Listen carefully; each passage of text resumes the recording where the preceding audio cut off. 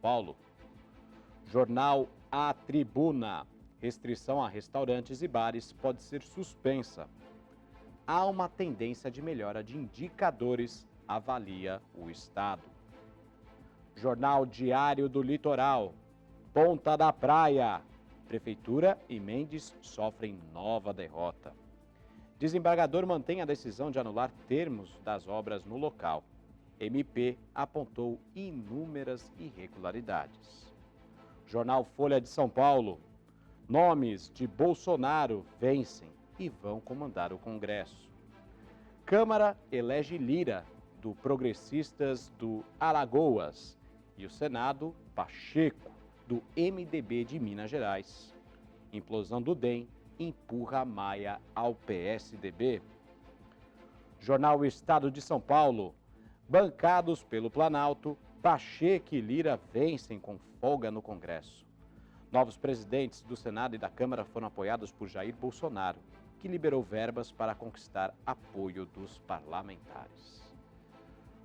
Portanto, essas são as capas dos jornais da nossa região e também do estado de São Paulo. O Jornal A Tribuna falando a respeito da decisão do governo de São Paulo de reavaliar o plano adotado aí nas últimas semanas, o plano vermelho, a fase vermelha do plano de São Paulo, que entra em vigor todos os dias a partir das 8 da noite até as 6 da manhã, nos finais de semana, durante o dia inteiro, durante as 24 horas do dia. Então, São Paulo está reavaliando isso e talvez isso mude. Daqui a pouquinho a gente vai exibir para vocês uma matéria sobre isso. Já o Jornal Diário do Litoral falando a respeito das obras lá na Ponta da Praia em Santos, né?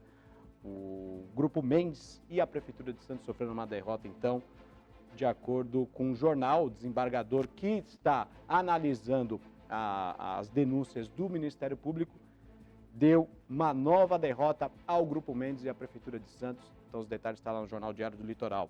Já o Jornal Folha de São Paulo e o Jornal Estado de São Paulo falando da eleição lá no Congresso Nacional. Então, ontem o Senado colocou o Rodrigo Pacheco como presidente do Senado aí no próximo biênio e o Lira, do Progressistas também, presidente da Câmara Federal, os dois jornais de circulação nacional falando a respeito das eleições lá no Congresso Nacional.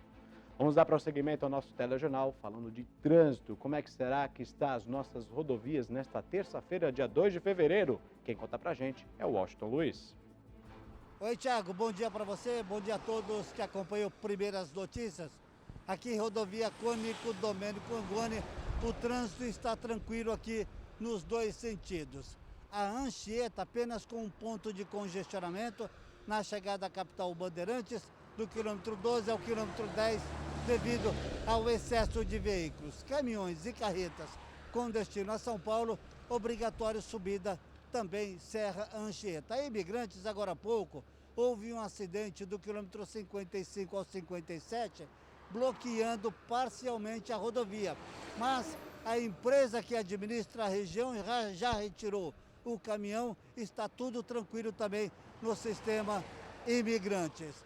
Lá em São Paulo, hoje carros com placas final 3 e 4 não podem circular na cidade das 7 às 10 da manhã e das 17 às 20 horas devido ao rodízio. Volto nos estúdios com você, Thiago Dantas. Maravilha, Washington Luiz. Portanto, teve um acidente lá na rodovia Anchieta, mas parece que já está tudo resolvido, segundo a concessionária que administra o sistema Anchieta Imigrantes. 11 horas mais 7 minutos. Vamos ver os números da pandemia na cidade de Cubatão. Boletim epidemiológico. Vamos ao telão. O telão vai me liberar agora. Ainda não apareceu, mas vamos lá então. Boletim epidemiológico do dia 1º de fevereiro. O governo paulista anunciou que a China vai entregar nos próximos dias insumos para a fabricação das vacinas. De coronavírus na cidade desde o começo da pandemia está em 9.876 casos confirmados. Casos suspeitos em isolamento no momento 425. Casos descartados 9.674. Óbitos em investigação no momento 8. Óbitos descartados 42. E mortes confirmadas aí desde o começo da pandemia aqui na cidade de Cubatão, 262 cubatenses perdendo a vida para o coronavírus.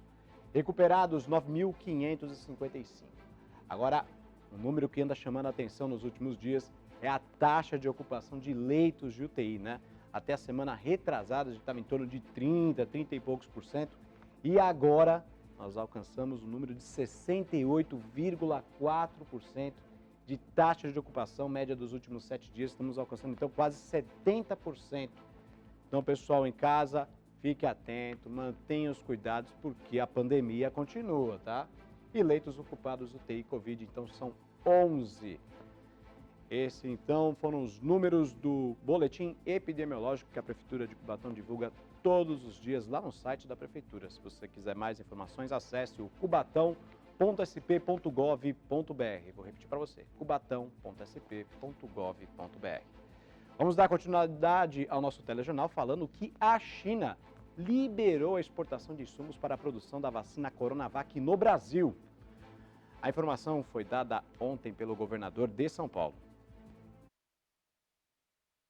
O governo paulista anunciou que a China vai entregar nos próximos dias insumos para a fabricação das vacinas Coronavac no Instituto Butantan.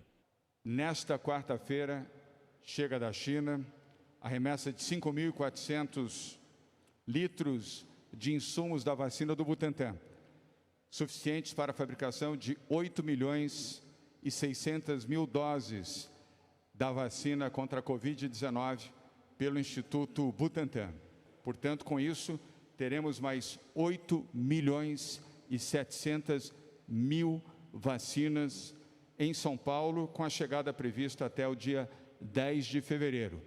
Também foi informado que mais doses das vacinas serão distribuídas para os municípios, mas dessa vez para serem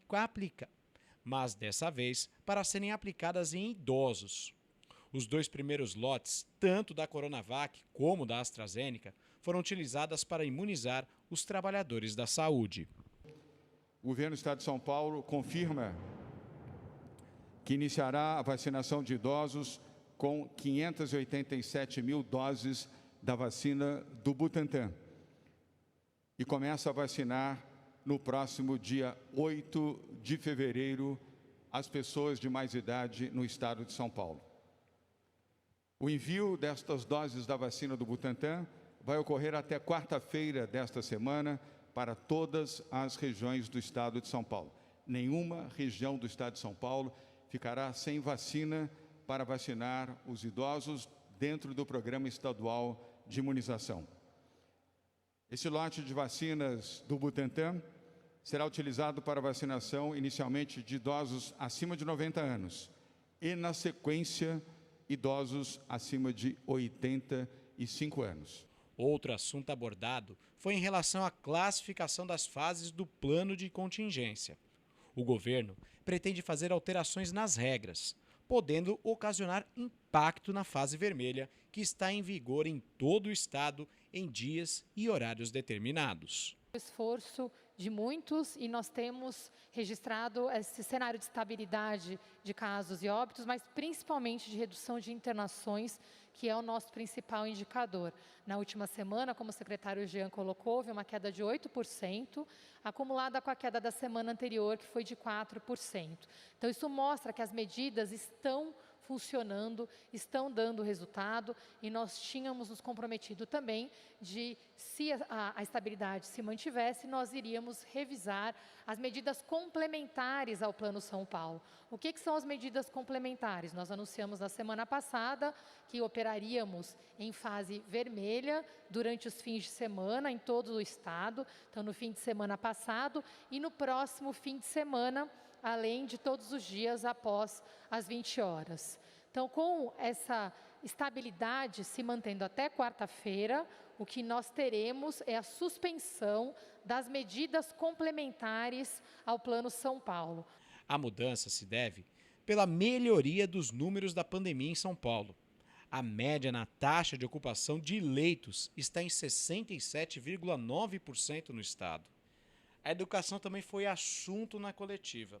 O secretário de Educação, Rocieli Soares, informou que o governo do estado criou uma comissão de médicos que vai analisar o comportamento da doença nas escolas. A ideia é ter um planejamento para que não haja surtos da doença nesses locais. Isso aqui é fundamental, porque monitorar é a melhor prática que o mundo encontrou para a volta às aulas. Obviamente, com todas as outras subsídios, com tudo aquilo que é necessário, mas monitoramento é fundamental. E a comissão médica estará trabalhando junto conosco para acompanhar e tomar as decisões no âmbito da educação, mais uma vez alinhando a saúde e a educação para os cuidados que nós temos. Portanto, está aí o secretário de Educação de São Paulo, Rocieli Soares, falando então numa comissão que o governo de São Paulo criou para avaliar a pandemia então nas escolas, tanto particulares como nas públicas.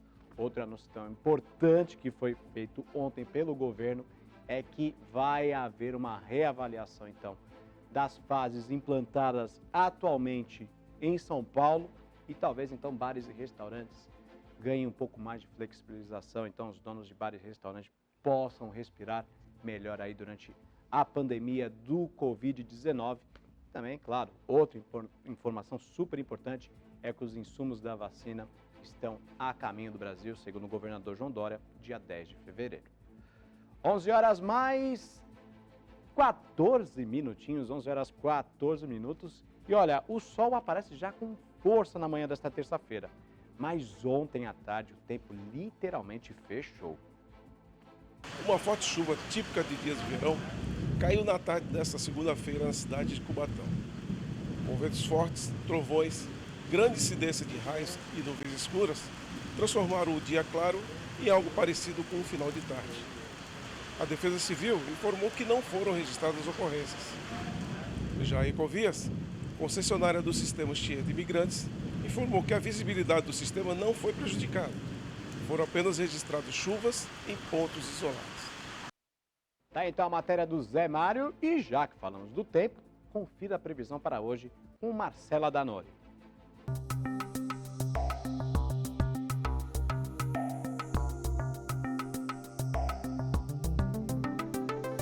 Nessa terça-feira, a previsão é de céu com muitas nuvens e possibilidade de chuva isolada no período da tarde. Já à noite, a previsão é de pancadas de chuvas com trovoadas.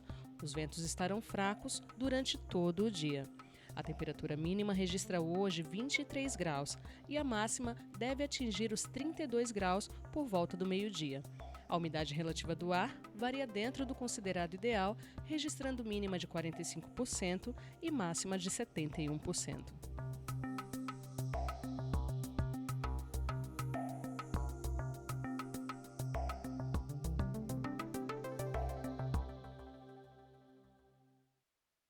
Portanto, essa foi a previsão do tempo para você na voz de Marcela Danori. Danori. O pessoal acho que entendeu Danori, né? Danori, tá ok?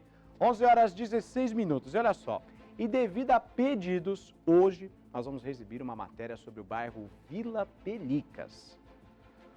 Um local que há quase um século mantém a tradição da pesca artesanal. Há muitos anos atrás, a família Pelicas se instalou neste bairro charmoso da cidade, até que um dia uma lei assinada pelo prefeito municipal daquela época passou a ser chamada de Ângelo Nunes Pelicas. O bairro fica bem ao lado do Rio Casqueiro, entre as margens da Via Anchieta e a Avenida Tancredo Neves, e ocupa uma área de 1.200 hectares.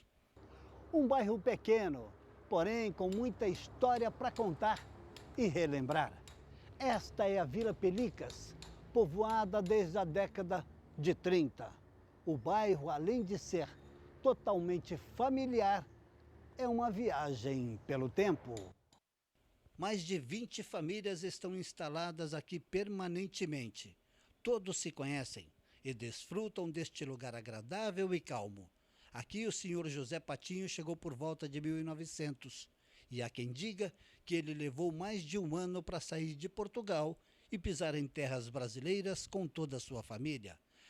Ele era pescador e aqui chegando foi logo exercendo sua profissão. Era, segundo a história, um especialista na pesca de camarão.